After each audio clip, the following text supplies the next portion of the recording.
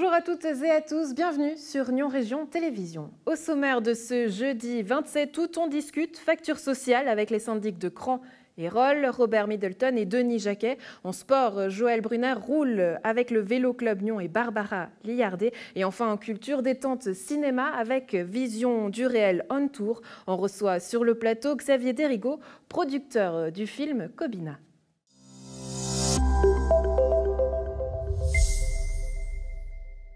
Une solution se profile dans l'épineux dossier de la facture sociale. Le Conseil d'État et l'UCV ont trouvé un accord pour une nouvelle répartition, un engagement financier de l'État en faveur des communes de 150 millions de francs annuels et pérennes dès 2028 au plus tard, soit une répartition d'un tiers à la charge des communes et de 2 tiers à la charge du canton. On en parle avec les syndics de Cran, Robert Middleton et Denis Jacquet, syndic de Rolle. Bonjour à vous, messieurs, merci d'être avec nous. Je commencerai la discussion avec vous, monsieur Denis Jacquet. Est-ce que cette solution vous satisfait? Pas du tout. Elle est à la fois insatisfaisante dans les montants et surtout dans les délais. Si on avait pu imaginer un tiers, 2 tiers, ce n'était pas en tout cas dans un délai de 7 à 8 ans. Donc elle ne nous satisfait pas du tout pour Rolle en tout cas, et je pense pour beaucoup d'autres communes. C'est-à-dire que vous voulez une reprise totale de la Alors idéalement, on aurait voulu une reprise totale, c'est vrai. Par la suite, on a bien compris que ce serait assez compliqué pour le canton d'accepter cette proposition, et nous étions finalement mis d'accord pour 1 tiers, 2 tiers, mais tout de suite et pas dans 7 ou 8 ans. Robert Middleton, vos propos sont un peu plus nuancés, je crois. C'est-à-dire, je partage totalement la frustration de Denis et d'autres communes aussi qui estiment que c'est trop peu et est allé trop loin dans le temps. Ce qui me frustre le plus, c'est qu'il y a un côté qui est totalement occulté dans ces discussions. J'ai un document très intéressant devant moi, daté du 12 septembre 2018, validé par le Conseil d'État, qui dit très clairement que la facture sociale, à l'avenir, serait financée en francs par habitant.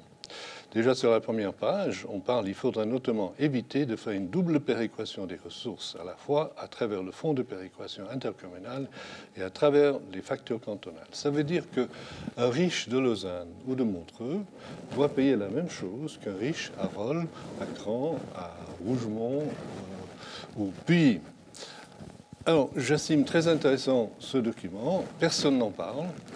Si j'insiste que l'ADCV revienne à la table des négociations, c'est bien pour reprendre ce dossier qui était totalement occulté. Je suis candidat à la présidence de l'ADCV justement pour revenir à cette question fondamentale. Je ne suis pas du tout contre une initiative populaire, ni contre une éventuelle initiative parlementaire, mais ce point est le plus important et le plus urgent. Une initiative populaire lancée par 2 députés du canton de Vaud, Joséphine Birngarelli et Pierre-André Romanens, qui souhaitent justement lancer cette initiative au nom de « Pour une juste répartition de la facture sociale ». Un comité sera présenté le mardi 1er septembre. Objectif évidemment que le canton reprenne à sa charge l'entier de la facture sociale. Donc j'imagine que vous ne signez pas cette initiative. Moi, j'en fais partie. Je suis pleinement dedans. J'ai d'ailleurs adhéré au comité. Pour les raisons qu'on a déjà évoquées, je trouve qu'aujourd'hui, il faut porter devant notre population cette problématique parce que finalement, c'est elle qui sera victime de ce problème. On parle de certaines cacahuètes, hein, c'est comme ça que oui. Joséphine Birngarelli présente la chose, donc vous êtes d'accord. Aujourd'hui, qu'est-ce que vous voulez réellement ?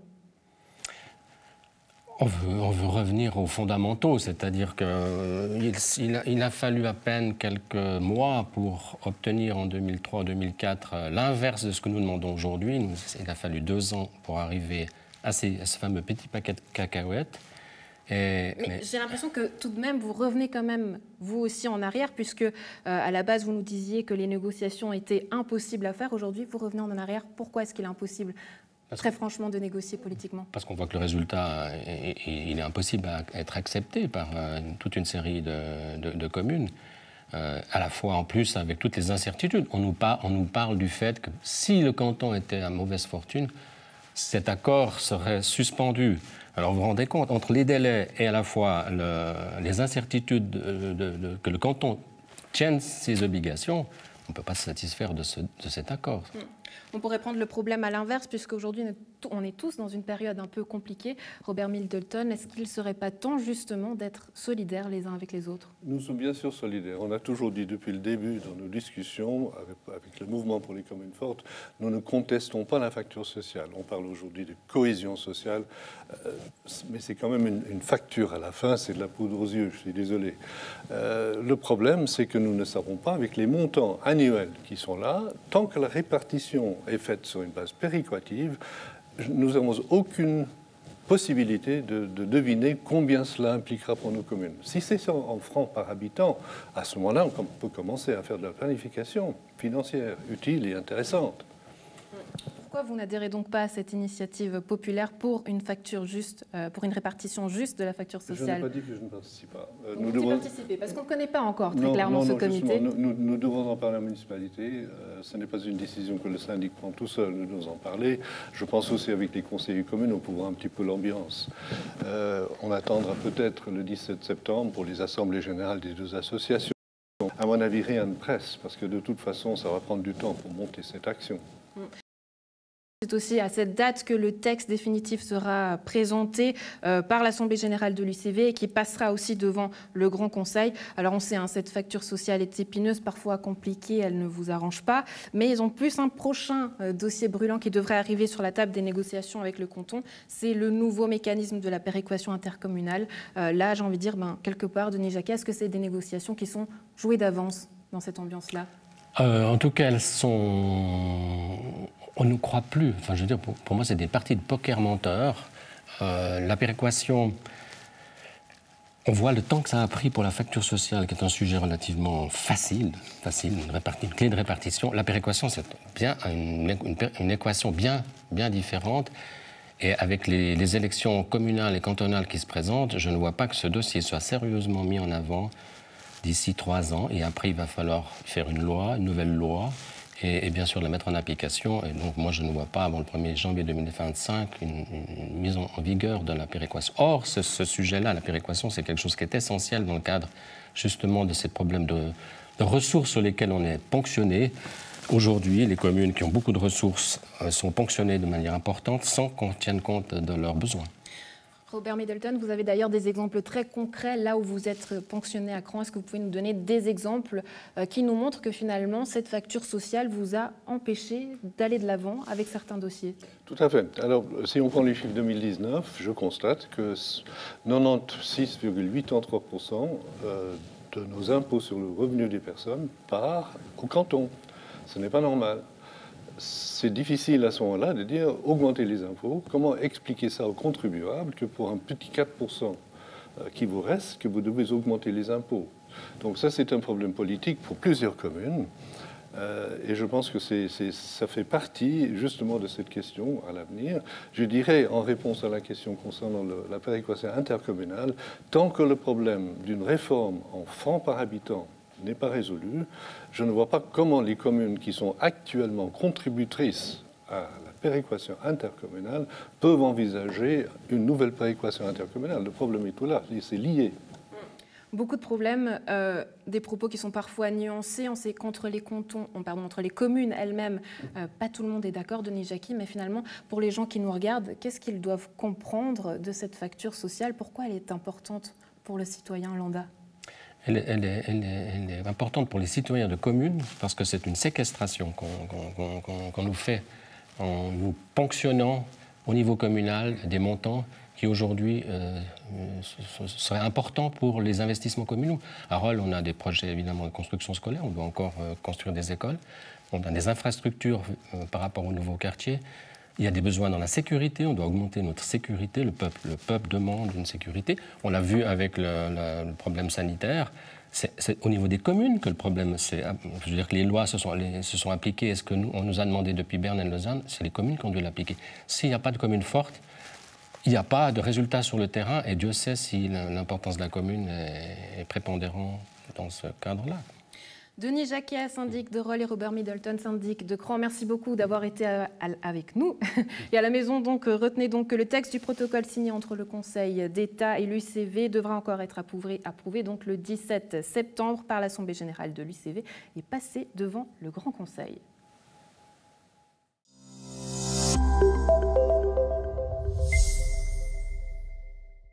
Et en sport, aujourd'hui, on va parler VTT, puisque la course de la Barriette se déroule ce dimanche 30 août. Et on accueille sur notre plateau Barbara Liardet. Salut Barbara, merci d'être avec nous. Bonjour. Alors, tu vis à Saint-Oyens, tu fais partie du Vélo Club de Nyon et tu as participé au championnat du monde de VTT à plusieurs reprises dans la catégorie marathon. Et ce week-end, c'est la Barriette, c'est un petit peu la course, ta course, puisque c'est près de chez toi. Absolument, c'est chez moi et j'essaie chaque année de participer. Malheureusement, cette année, c'est un peu plus court, mais tant pis, c'est pas grave. Ouais, tu aimes les longues distances. Cette année, il y aura une course pour tout le monde, 15 km, avec 1000 mètres de dénivelé positif. C'est ce qui fait le charme de cette course un peu atypique, c'est que de la montée.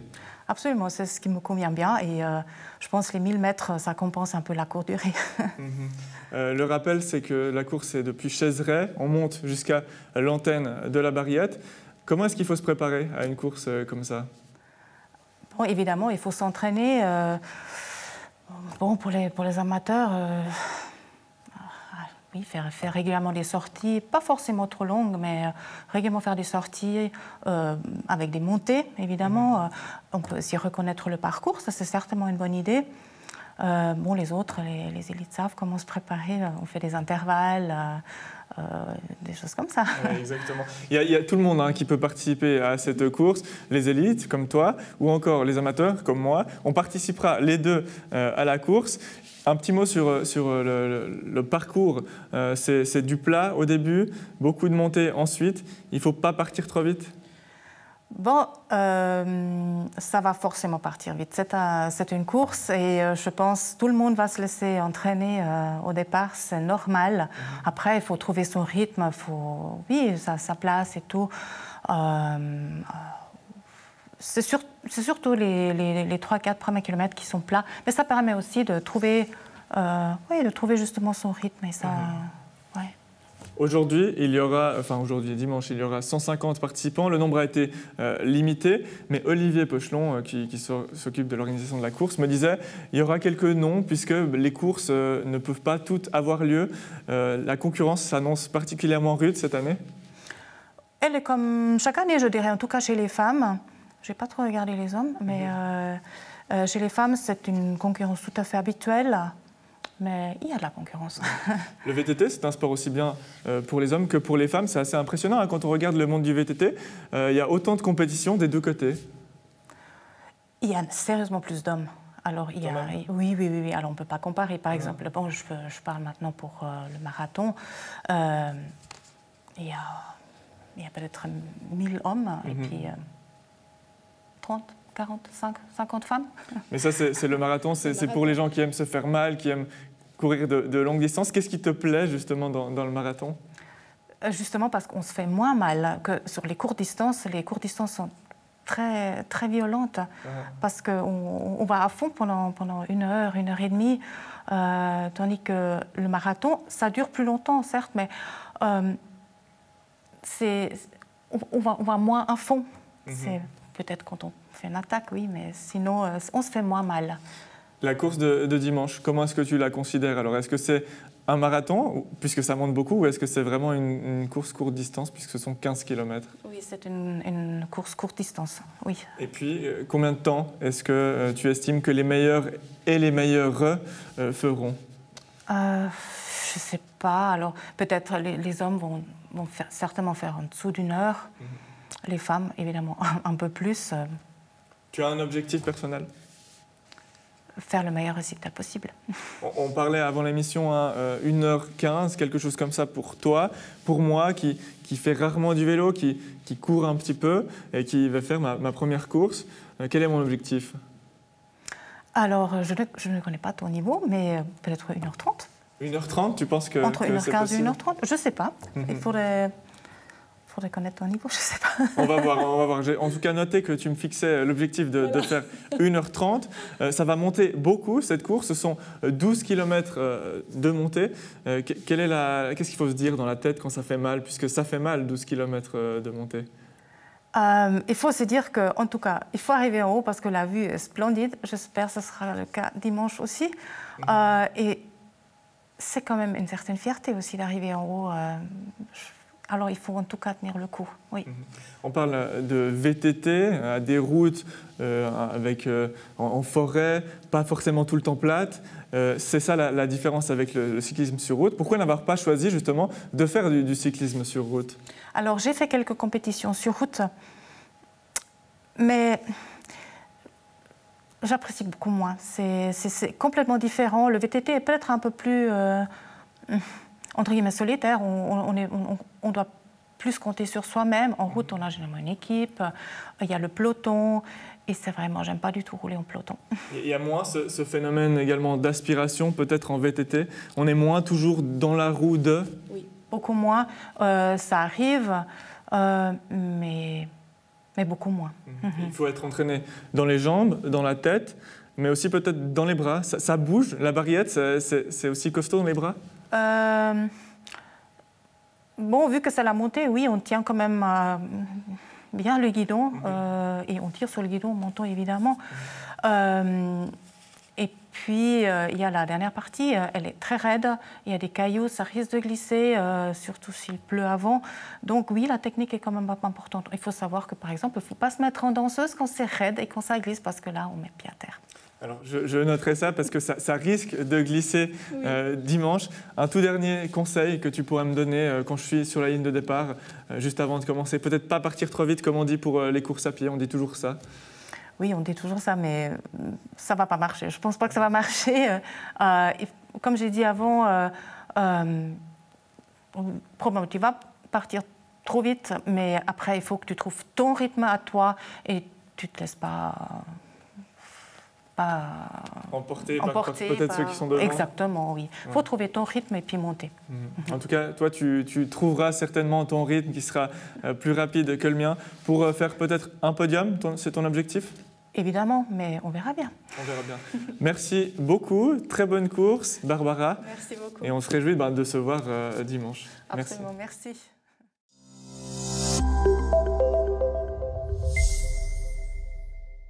À présent, on voyage jusqu'en Russie avec Kobina, un film de Gabriel Tejedor à voir dans le cadre de Vision du réel on tour lundi 31 août à 20h30 au cinéma Capitole de Nyon en présence du réalisateur, s'il vous plaît.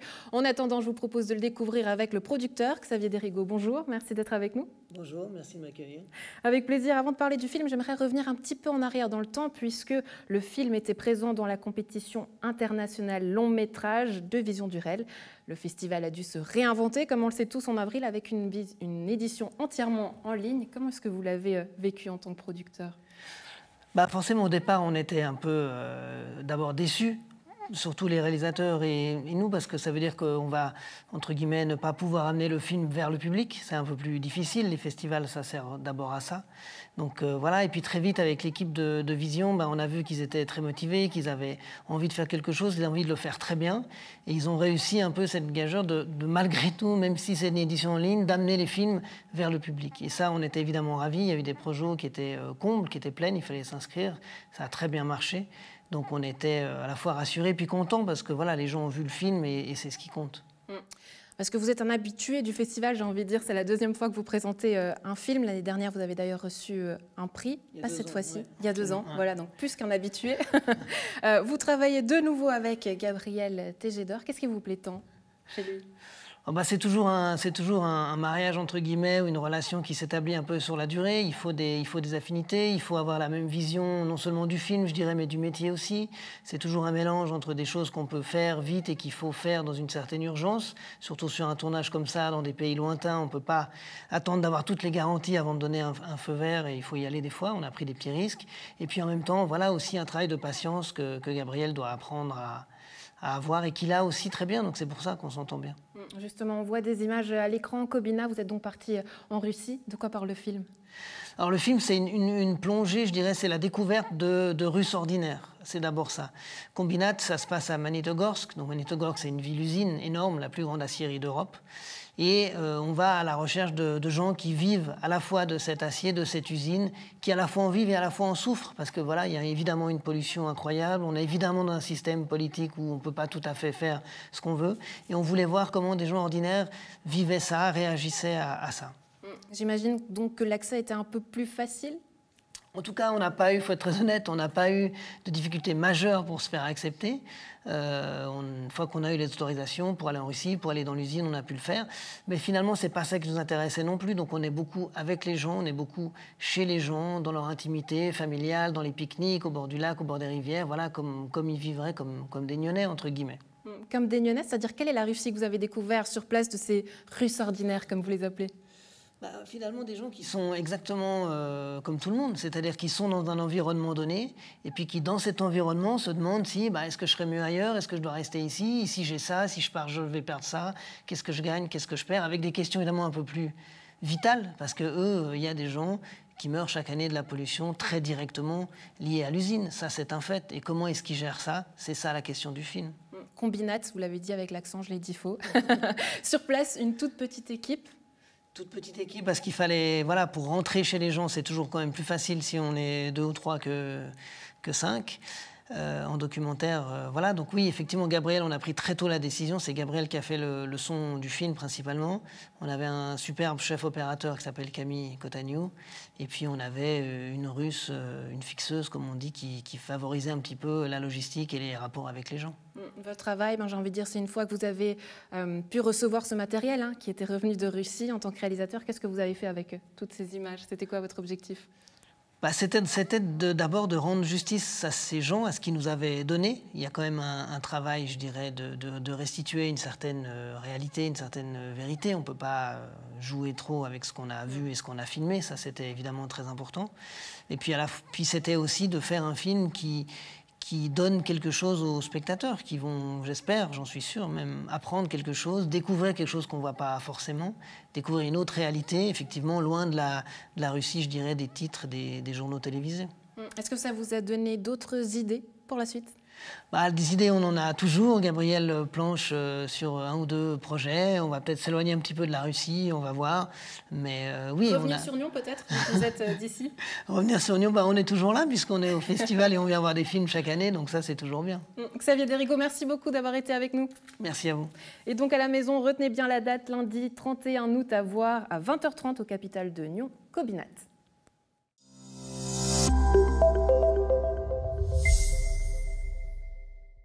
C'est tout pour l'instant, on se retrouve à partir de lundi depuis nos studios ou alors à travers les routes du district. Excellent week-end à tous.